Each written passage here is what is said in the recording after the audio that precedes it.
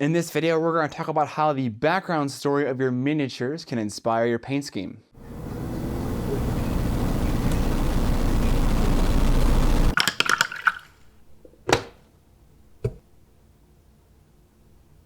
What up, mini family? A common struggle of the modern day painter is coming up with a paint scheme for their army.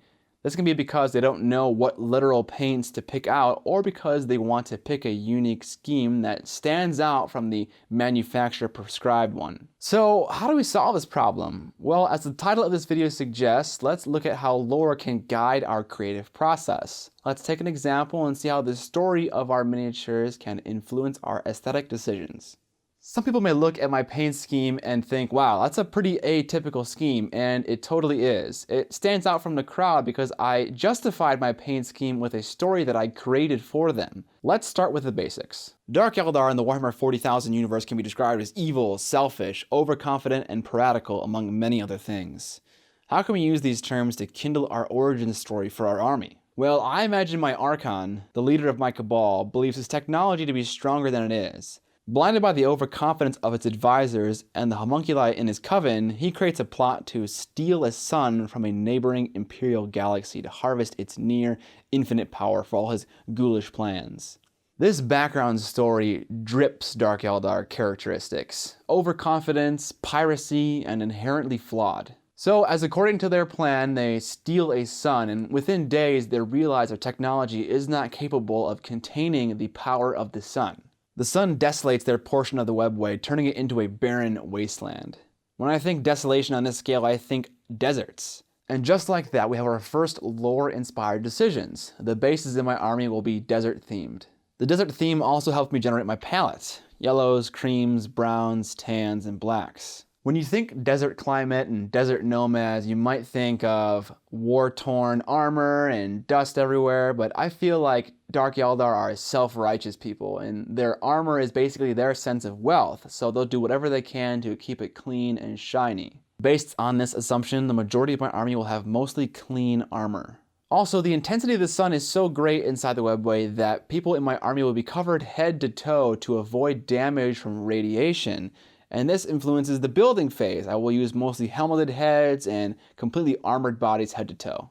As a mark of the failed plan and my Archon's proudness, he will not wear a helmet, proudly displaying his burned half of his face that was caused by the intense heat of the sun when his plan failed. Maybe this can suggest that my Archon believes his plan never actually failed and it was more of a success. Maybe the delusion can go so far as that the Archon makes members of his inner circle burn their faces in similar ways, so instead of being a sign of failure, it's more a sign of hierarchy. This lore decision impacts how I assemble and paint my Archon and also my Cabalite Trueborn. Maybe the majority of them will have no helmets and similar scars to the Cabal leader.